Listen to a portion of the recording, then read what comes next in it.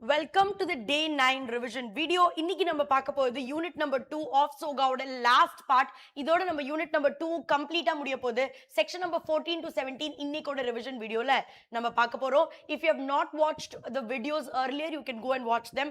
நாம இப்போ வரைக்கும் என்ன சாப்டர்ஸ்லாம் நம்மளோட டெய்லி சேலஞ்ச்ல முடிச்சிருக்கோம்னா கம்பெனிஸ் ஆக்ட் முடிச்சிட்டோம், LLP ஆக்ட் முடிச்சிட்டோம், SOGA ஓட unit 1 முடிச்சிட்டோம், unit 2ல first part, that is section number 11, 12 and 13, அது நம்ம previous videosல கவர் பண்ணிட்டோம். இன்னைக்கு நம்ம 14 to 17 of SOGA தான் focus பண்ண போறோம். And with that, our unit 2 of Sale of Goods Act also gets completely over, right? So without any delay, quick ஆரம்பிக்கலாம். And if you've been liking these daily challenges till now, do let me know in the comment section. I will be more than happy to hear, right? And my classroom students, இன்னைக்கு use பண்ற pictorial charts, அது உங்களுக்கு ஏற்கனவே presented. We have already shared it to you guys. For the students who are watching it in YouTube, if you want the handwritten notes, it's there in the pinned comments. You can go and access to them, right? So without any delay, let's get back into our subject, section 14 to section number 17. இது என்னது ma'am அப்படினா, we are going to be talking about implied conditions and implied warranties. Ma'am, implied conditions na என்ன, implied warranties அப்படினா என்ன அப்படினா, ஒண்ணுமே இல்லக்கனா, இப்போ conditions and warranties நம்ம ஏற்கனவே படிச்சிட்டோம். Conditions are nothing but those stipulations which are essential. Warranties are those stipulations which are collateral. ஆனா இந்த stipulations express ஆவும் இருக்கலாம், implied ஆவும் இருக்கலாம். அப்படினா என்ன மேம் சொல்ல வரீங்க அப்படினா, express அப்படினா clearly between the buyer and seller we have agreed that these are conditions, these are warranties. நம்ம agree பண்ணிக்கோ, either oralaவோ இல்ல writingலயோ நம்ம agree பண்ணிருக்கோம். அது பேரு தான் வந்து express conditions or express warranties. இதே implied conditions and implied warranties அப்படினா இதை யாருமே சொல்லிக்க மாட்டாங்க, ஒரு buyer and seller சொல்லிக்க மாட்டாங்க. But this does exist in a contract of sale. இதை சொல்லிக்க மாட்டோம், it's implied, it's known, it is understood. இது நம்ம சொல்ல மாட்டோம். These are implied conditions and implied warranty. அதை பத்தி தான் section number 14 to 17 what are implied conditions, what are those implied warranties ங்கறத பத்தி பேச போகுது. அதுக்கு I have some beautiful charts that I have prepared which makes it more easier. Section number 14 ஓட first one, 14A, எதை பத்தி பேசுதுன்னா implied condition as to title. Implied condition as to title னா, நீ ஒரு பொருளை போய் let's say ஏதோ ஒரு கடையில இருந்து பூர்விகால இருந்து போய் ஒரு மொபைல் வாங்குறனா, நீ மொபைல் வாங்கும்போது அதோட குவாலிட்டி பாப்ப, you will see whether the configuration is good, நல்ல ஸ்டோரேஜ் இருக்கா, இதெல்லாம் பாப்ப. நீ பூர்விகா கடையில போய் இந்த போன் உங்களது தானா இல்ல கஸ்டம்ஸ்ல இருந்து ஏதாவது திருடி இருக்கீங்களா இல்ல யார்கிட்ட இருந்து திருடி இருக்கீங்களா அப்படின்னு கேட்பியா? மாட்டேன். கரெக்டா? You believe when you buy a phone from Chromaவோ இல்ல பூர்விகாவோ, அந்த போன் அவங்களது தான், அவங்களோட போன்ல எந்த போன்ல அவங்களுக்கு ஓனர்ஷிப் இருக்கோ, எதோட பொசிஷன் அவங்க கிட்ட இருக்கோ, அதை தான் அவங்க உங்ககிட்ட விற்கிறாங்க. அதோட ஓனர்ஷிப் டைட்டில் அவங்க கிட்ட இருக்குங்கிறத நீ அசியூம் பண்ணிப்ப. இதை யாரும் சொல்லிக்க மாட்டோம். கரெக்டா? இப்போ இந்த எக்ஸாம்பிள் பாரு. Rohit goes to a branded mobile shop. He selects a mobile phone and agrees to buy. Rohit need not ask, does this phone belong to you or is this stolen? Do you have the right to sell this to others? இதெல்லாம் ரோஹித் கேட்கணுங்கிற அவசியம் இல்லை. Because one of the implied condition is that இப்போ life ஸ்டைலில் ஏதோ ஒரு பொருள் விற்கிறாங்களோ இல்லை குரோமால ஏதோ ஒரு பொருள் விற்கிறாங்கன்னா அந்த பொருள் அந்த கடைக்காரங்களோட கிட்ட அதோட டைட்டில் இருக்கு, அதோட ஓனர்ஷிப் இருக்குங்கிறத ஒரு பையரா நான் அசியூம் பண்ணிக்கலாம். It's one of the implied condition. So 14A talks about the implied condition as to title. Implied condition as to டைட்டில்னா இது யாரும் திருடி இருக்க மாட்டாங்க. திருடி எனக்கு விற்கல, பூர்விகா இந்த போனை கஸ்டம்ஸ்ல இருந்து திருடி விக்கல, இது அவங்களது தான், they have every right to sell it and they are selling it to me அப்படிங்கறத நான் அசியூம் பண்ணிக்கலாம். அதுதான் 14A, implied condition as to title. Implied condition as to title. ஆனா இங்க பாரு இத படியே. In a contract of sale, it is an implied condition that the seller has the right to sell the goods unless the circumstances of the case are such that they show that the seller does not claim or may not have the right. அப்படின்னா என்னன்னா, யூசுவலா நீ ஒரு பொருள் வாங்கும் போது யார் அதை விற்கிறாங்களோ அவங்க கிட்ட அதோட ஓனர்ஷிப் இருக்குங்கிறத அசியூம் பண்ணிக்கலாம். unless circumstances show otherwise. What do you mean by circumstances show otherwise? நான் உனக்கு ஒரு எக்ஸாம்பிள் கொடுக்குறேன். இங்க பாரு, இப்போ டெல்லியில ஒரு இடம் இருக்கு, சோர் பஜார் அப்படிங்கிற ஒரு இடம் இருக்கு. அந்த இடத்துல எப்பவுமே இந்த மாதிரி திருடின ஐட்டம்ஸ், கஸ்டம்ல சீஸ் ஆன பொருள் இதெல்லாம் தான் விற்பாங்க. நீ லெட்ஸ் சே சோர் பஜாருக்கு ஸ்ட்ரீட் ஷாப்பிங் போற. அங்க போய் நீ ஒரு கடைக்காரன் கிட்ட ஒரு விண்டேஜ் வாட்ச் ஏதோ வாங்கணும்னு நினைக்கிற. இந்த வாட்ச் மேபி கஸ்டம்ஸ்ல இருந்து சீஸ் பண்ண பொருளா இருக்கலாம், இல்லாட்டி அவன் யார்கிட்ட இருந்து திருடி விற்கலாம், நம்மளுக்கு அது தெரியாது. நீ இந்த விண்டேஜ் வாட்ச் வாங்கும் போது அந்த கடங்காரன் கிட்ட என்ன கேட்கிற, does this watch really belong to you அப்படின்னு நீ கேட்கிற. அந்த கடங்காரன் என்ன சொல்லுவான், are you mad or what, you have come to Chor Bazaar, obviously the goods are stolen. So here the circumstances itself show Chor Bazaar நீ போயிருக்க, அங்க original products கிடைக்காது, யாரு விற்கிறாங்களோ அவங்களோட கூட்ஸ் அது கிடையாதுங்கிறது எல்லாருக்குமே அங்க தெரியும்.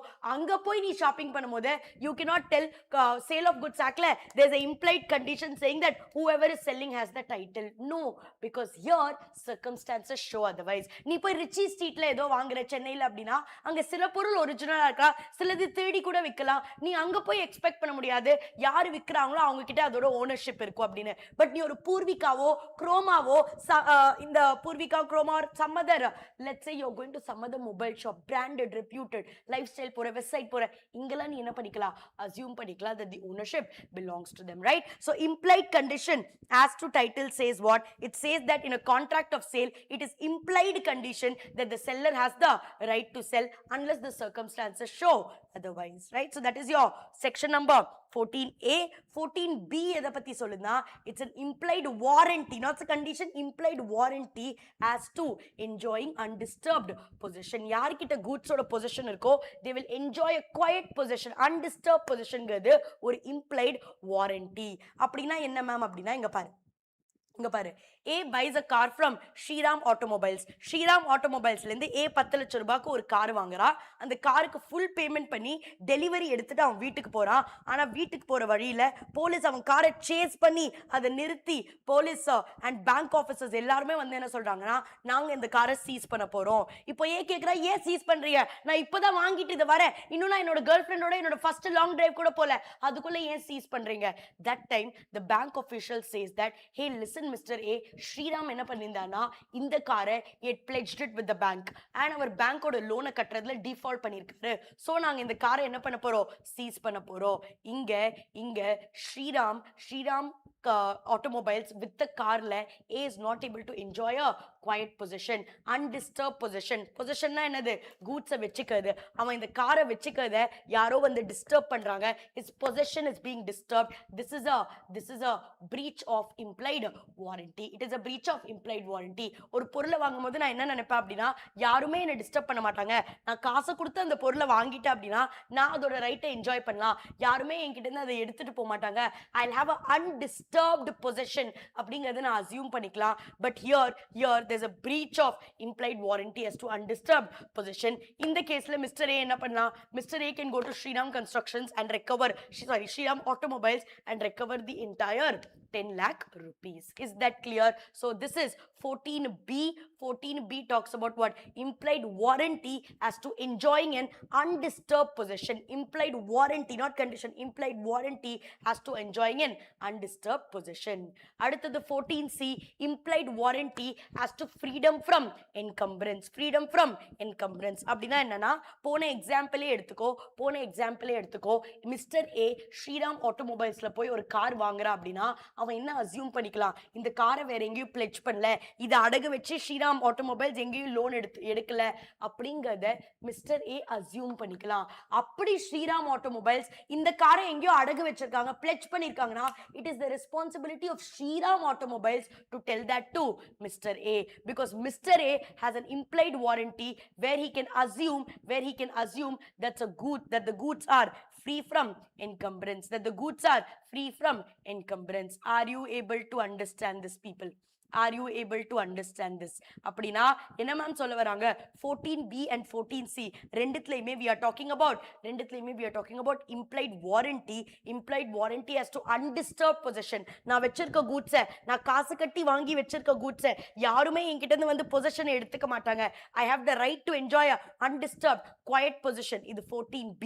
14C எதை சொல்லுதுன்னா, in case நான் வாங்குற goods எங்கேயோ pledge ஆயிருக்குன்னா it is the seller's responsibility to tell me I will assume it's an implied warranty that whatever goods I'm buying, that is free from encumbrance. That is free from encumbrance. Are you able to understand, guys? 14A talks about implied condition. 14B and C talks about implied warranty. Is it absolutely clear, guys? Is it absolutely clear? Purida, are you able to understand, people?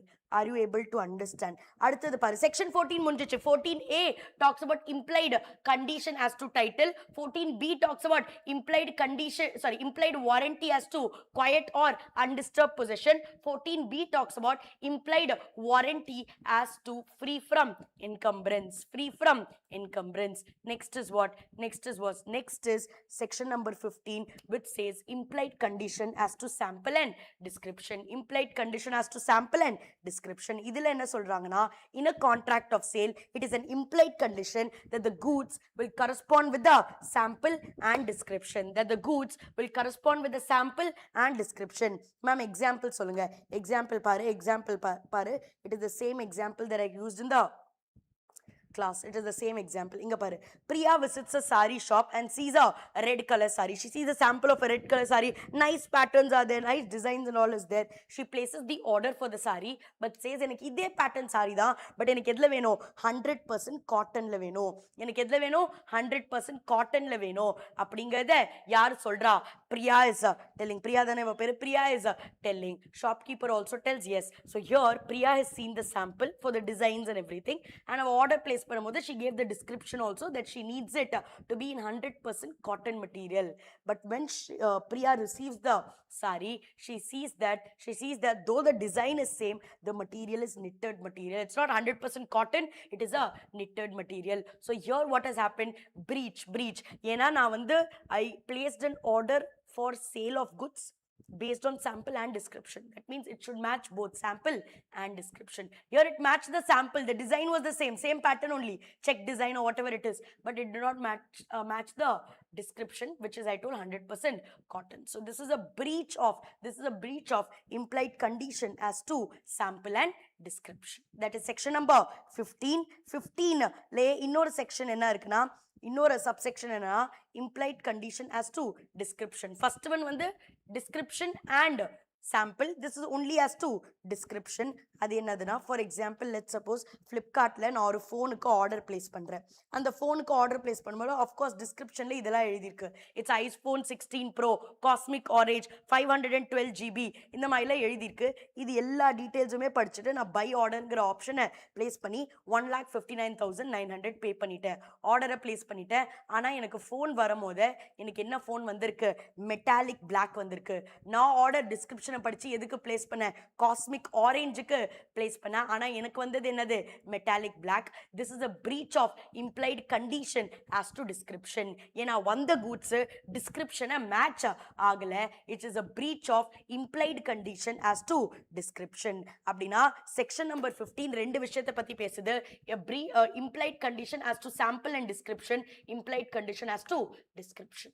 Is that clear, guys? Is that absolutely clear?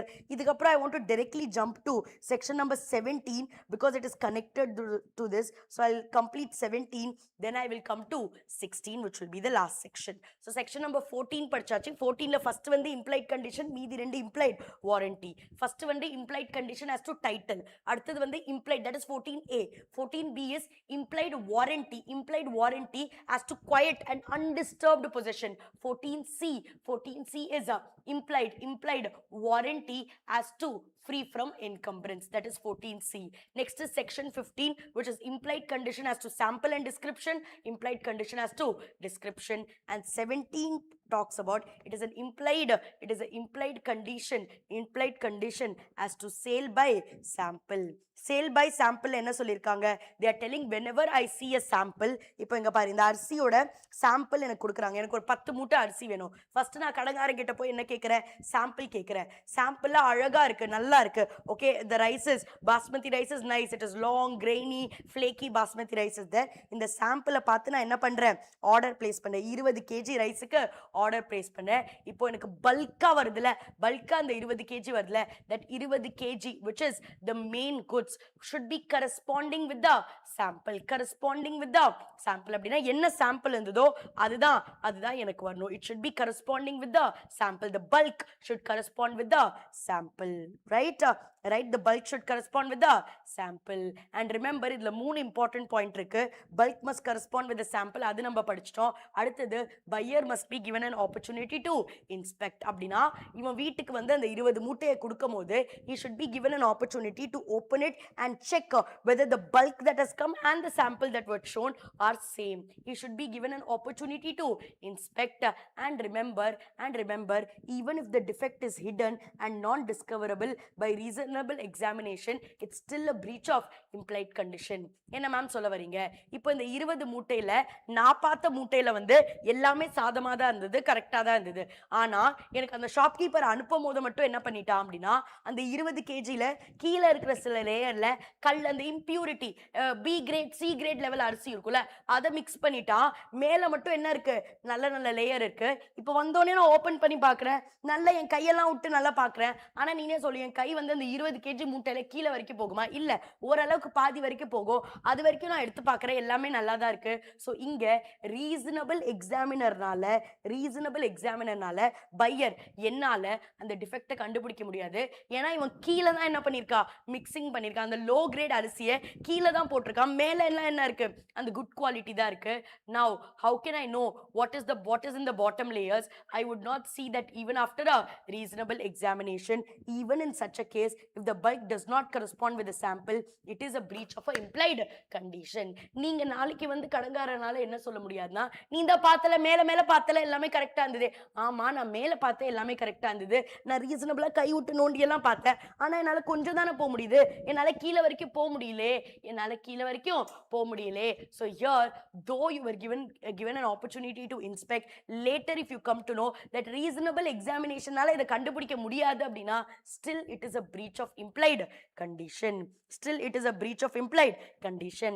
And உனக்கே தெரியும், implied conditionல நீங்க breach பண்ணீங்க அப்படினா மூணு விஷயம் இருக்கு.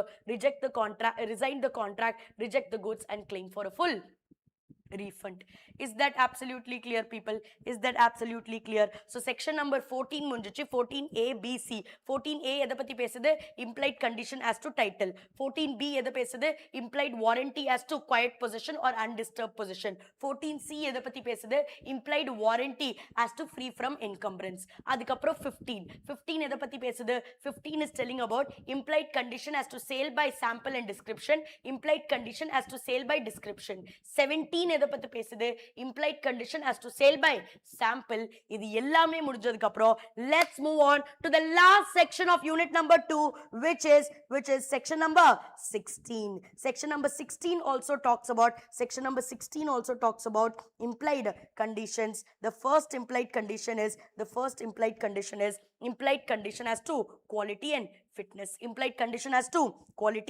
fitness. Usually quality and fitness is not an implied condition. நீ கடையில போய் ஒரு பொருள் வாங்குற அப்படினா, for example சஞ்சய் அவன் கேர்ள் ஃப்ரெண்டுக்காக ஏதோ ஒரு துணி வாங்குறானா, அவன் கேர்ள் ஃப்ரெண்டுக்கு மீடியம் செட் ஆகுமா இல்ல லார்ஜா இல்ல ஸ்மாலா, அது கடங்காரனுக்கு எப்படி தெரியும்? சோ சஞ்சய் யாருக்காக வாங்க போறான்னு எங்களுக்கு எப்படி தெரியும்? அவன் எதுக்காக வாங்க போறான்? இதெல்லாம் எங்களுக்கு தெரியாது.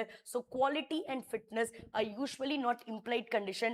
As per the principle of caveat emptor, the buyer should be aware when he is buying the goods. He cannot blame the seller because quality and fitness are not implied conditions. However, அதுக்கு ஒரே ஒரு exception இருக்கு. when the buyer himself states to the seller, நான் இந்த பொருளை எதுக்காக வாங்குறேன், எனக்கு எந்த quality and fitness வேணும் அப்படின்னு பையரே செல்லர் கிட்ட சொல்லிட்டான் அப்படின்னா, then there will be implied condition as to quality and fitness. அப்படின்னா என்ன மேம் அப்படின்னா, இந்த எக்ஸாம்பிள பாரு. அபிஜித் ஒரு மெடிக்கல் ஷாப் போய் என்ன கேக்குறானா, என்னோட வைஃபுக்கு கொஞ்சம் ஹெல்த் இஷ்யூஸ் இருக்கு, டாக்டர் வந்து ஹாட் வாட்டர் பேக் யூஸ் பண்ணணும்னு சொல்லியிருக்காங்க. என்ன யூஸ் பண்ணணும்னு சொல்லியிருக்காங்க? ஹாட் வாட்டர் பேக் யூஸ் பண்ணணும்னு சொல்லியிருக்காங்க.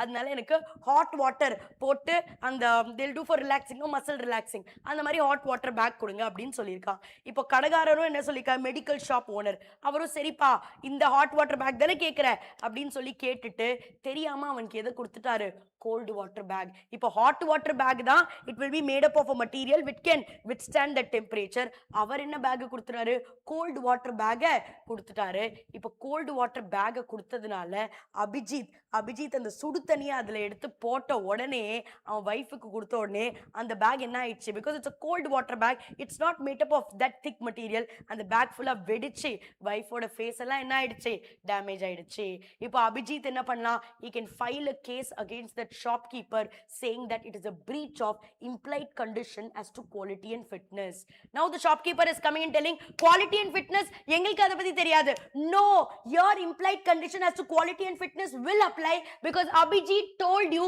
why he needs this bag right அவன் கிளியரா சொன்னா என்னோட வைஃப்க்கு ஹெல்த் இஷ்யூஸ் இருக்கு டாக்டர் பிரிஸ்கிரைப் பண்ணிருக்காங்க ஹாட் வாட்டர் பேக்கை யூஸ் பண்ணோம் இந்த மாதிரி ஹாட் வாட்டர் போட்டாலும் தாங்குற மாதிரி ஒரு பேக்கை கொடுங்கன்னு அபிஜித் கிளியரா சொல்லியிருக்கான் அப்படி சொல்லியிருக்கான் அப்படின்னா if he has clearly made if he has clearly told if he has clearly told why he needs this particular goods and he has clearly told and that particular shopkeeper deals in that goods and Abhijit relied on the expertise skill of the medical shop wala in that case the medical shop guy will be responsible so this is the first 116 implied condition as to quality and fitness ரெண்டாவது implied condition as to merchantability next is implied condition as to merchantability let's say Rohit வந்து ஒரு medical ஷாப்க்கு போய் thermometer வாங்குறான் ரோஹித் என்ன பண்றான் ஒரு medical ஷாப்க்கு போய் thermometer வாங்குறான் வாங்கிட்டு வீட்டில் போய் அவன் செக் பண்றான் அதுல டெம்பரேச்சரே காட்ட மாட்டேங்குது தெர்மாமீட்டருக்கு திரும்பி எடுத்துட்டு போய் அந்த மெடிக்கல் ஷாப்ல என்ன கேட்கறான் என்ன தெர்மாமீட்டர் கொடுத்துருக்கீங்க ஒழுங்காவே வேலை செய்யல இதுல டெம்பரேச்சரே தெரிய மாட்டேங்குது என்ன கொடுத்துருக்கீங்க எல்லாருக்கும் ஒரே டெம்பரேச்சர் தான் காட்டுது the medical shop guy asking நீ என்கிட்ட சொன்னியா உனக்கு தெர்மாமீட்டர் டெம்பரேச்சர் செக் பண்றதுக்கு வேணும்னு அப்படி நீ என்கிட்ட சொன்னியா உனக்கு தெர்மாமீட்டர் எதுக்கு வேணும்னு now Rohit is like லூசாயா நீ தெர்மாமீட்டர் எதுக்கு வாங்குவாங்க டெம்பரேச்சர் செக் பண்ணதுக்கு தான் so here if I buy a thermometer it should be able to check the temperature this is what is merchantability whenever somebody is selling a goods nobody will go and ask hey இந்த phone நான் வாங்குறேன் இது ஒழுங்கா வேலை செய்யுமா will you ask this to the chroma showroom obviously it will work properly this is one of the implied condition that the goods will be merchantable அப்படினா என்னன்னா it will be in a saleable condition இப்போ thermometer வாங்குறேன்னா அது purpose என்ன temperature பார்க்குது temperature அதால பார்க்க முடியும் அந்த டிவைஸ் அதுக்கு தான் பண்ணிருக்காங்க அப்படினா நீ போய் கடங்காரங்க கிட்ட கேப்பியா அந்த மெடிக்கல் ஷாப் ஓனர் கிட்ட இந்த தெர்மாமீட்டர் வந்து டெம்பரேச்சர்லாம் ஒழுங்கா பார்க்குமா obviously அதுக்கு தானே இந்த மெஷினே நம்ம கிரியேட் பண்ணிருக்கோம் so this is known as 16(2) implied condition as to merchantability which says that you can assume that the goods that you buy will be in a saleable condition it will be in a saleable condition is that clear next is section number 16(3) which is implied warranty as to quality and fitness by usage of trade என்ன அப்படினா இப்போ இதுக்கு நான் கிளாஸ்ல கொடுத்த எக்ஸாம்பிளே I'll use it again let's say நான் சென்னையில உட்கார்ந்து காஷ்மீரி ஆப்பிள்ஸ்க்கு ஆர்டர் பிளேஸ் பண்றேன் இப்போ காஷ்மீர்ல இருந்து சென்னைக்கு வரணும் அப்படினா ஒரு 4-5 நாள் ஆச்சு ஆகும் சோ யூசுவலா நம்மளோட let's say பழமுந்திரி சோலை ஸ்பார் யாரு சென்னையில எந்த சூப்பர் மார்க்கெட் ஆர்டர் பண்ணாலோ காஷ்மீர் வெண்டாஸ் என்ன பண்ணுவாங்கன்னா அந்த பழமா இருக்கிற ஆப்பிள அனுப்ப மாட்டாங்க ஏன்னா அது 4-5 நாள் இங்க ட்ரக்ல வரதுக்குள்ள அழுகி போயிடும் அதனால அவங்க என்ன அனுப்புவாங்கன்னா அன்ரைப்ட் ஆப்பிள்ஸ் இருக்குல்ல அதை தான் எடுத்து அனுப்புவாங்க so that by the time 4-5 டேஸ்க்குள்ள அது சென்னை ரீச் ஆகிறதுக்குள்ள அது ஃப்ரூட்டா மாறிடும் it will be in a saleable condition இப்போ நான் ஒரு வெண்டார் கிட்ட ஆர்டர் பிளேஸ் பண்ண ஒரு வெஜிடபிள் வெண்டார் ஃப்ரூட் வெண்டார் கிட்ட ஆர்டர் பிளேஸ் பண்ணுனா நீ வந்து எனக்கு வந்து பழமா அனுப்பிச்சிடாத காயாத அனுப்பு அப்படின்னு சொல்லணுங்கிற அவசியம் இல்லை because it's an implied condition as per usage of trade as per customs tradition நான் இல்ல போன 50-100 வருஷமா யாரு இந்த மாதிரி ஆப்பிள்ஸ் வந்து ஆர்டர் பண்ணாலும் அது நம்ம எதுல தான் கொடுப்போம் அன்ரைப்ட் கண்டிஷன்ல தான் நம்ம பார்சல் பண்ணி அனுப்புவோம் so that by the time it comes it becomes a fruit ஏன்னா நீ அங்கேயே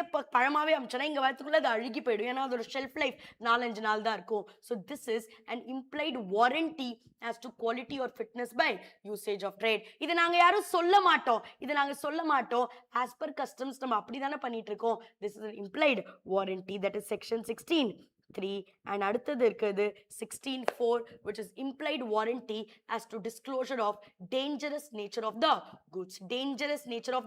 goods அப்படினா என்னது இப்போ விக்ஸ் வந்து எதுக்கு தலைவலி இருந்தா போட்டுக்கலாம் விக்ஸை சாப்பிடலாமா Vicks சாப்பிடாம cold இருக்குனா you can put it on your nose or maybe put it on your neck. Vicks சாப்பிட்டுருவியா? No, it is for external use only. You're not supposed to consume it. இந்த மாதிரி நம்மளோட goodsல ஏதாவது டேஞ்சரஸ் நேச்சர் இருந்ததுன்னா அந்த dangerous நேச்சரை கிளியரா நம்ம disclose பண்ணோம். எப்படி பர்ஃப்யூம்லலாம் அந்த ஒரு நெருப்பு சிம்பிள் மாதிரி போட்டு ஃப்ளேமபிள் அப்படின்னு எழுதியிருக்கும் கரெக்டா? ஹார்பிக்லலாம் not for use for children below the age of 8 or 3 அந்த மாதிரிலாம் போட்டிருக்கல. அந்த மாதிரி நம்மளோட கூட்ஸ்ல ஏதோ டேஞ்சரஸ் நேச்சர் இருக்குன்னா அது நம்ம என்ன பண்ணோம்? டிஸ்க்ளோஸ் பண்ணோம். It is an implied warranty as to disclosure of a dangerous nature of goods, which is 16(4), which is section number 16(4). And with this your entire unit number 2 gets over. The last is now implied condition as to merchantability ன்னு சொல்லி கொடுத்தல. That is the good should be in a saleable condition. இதே வந்து நம்ம ஃபுட்டுக்கு பார்க்கும்போது நம்ம the merchantability ன்னு சொல்ல மாட்டோம், wholesomeness. The food should be wholesome. wholesome அப்படின்னா ஒன்றும் இல்லை, மில்க் விற்கிற அப்படின்னா அந்த மில்க்ல பாக்டீரியா கண்டாமினேஷன் எதுவும் இருக்கக்கூடாது. பிஸ்கெட்ஸ் ஏதோ விற்கிறேன்னா எக்ஸ்பைரி டேட்டுக்கு மேலே விற்கக்கூடாது. They should be in a saleable condition. Expired biscuit is not saleable. Milk with bacteria is not saleable. These are implied condition as to merchantability. But இது ஃபுட்ல இருக்கிறதுனால நம்ம அதை merchantability ன்னு சொல்ல மாட்டோம், என்னன்னு சொல்லுவோம்? wholesomeness அப்படின்னு சொல்லுவோம். கரெக்டா? So this is our entire unit number 2. இதை தவிர நம்மளுக்கு ஒரே ஒரு டாபிக் தான் இருக்கு, which is caveat emptor. Caveat emptor is nothing but let the buyer be aware. But in what cases we will not apply the buyer be aware? In all these implied conditions and warranties, we will not apply the principle of let the buyer be aware, because these are your, as a seller, it is your implied conditions. So we will not apply the principle of let the buyer be aware, right? So with that, your entire unit number 2 got over. I hope you were able to remember all the sections, subsections and everything. My classroom students, நீங்க exams எழுதும்போது you should write section, subsection and even class numbers. Okay, though I've told you it's not that much important at the foundation level. Even if you miss out, that's absolutely okay. But my classroom students, you should remember, because we have studied law logically. We have not memorized anything. We have found out reasons for why we are studying each and every provision. So I hope you enjoyed this revision video. With this, the entire unit number 2 of SOGA gets over. In the next video, we'll start with unit number 3 of the Sale of Goods Act, right? Until then, make sure that you're motivated, happy and study with a lot of fun. It's the last couple of days for your September 26 exams. Give your best shot and I'm sure you guys all will clear with flying colors, right? I'll see you guys in the next video. Until then, it's a bye from my side.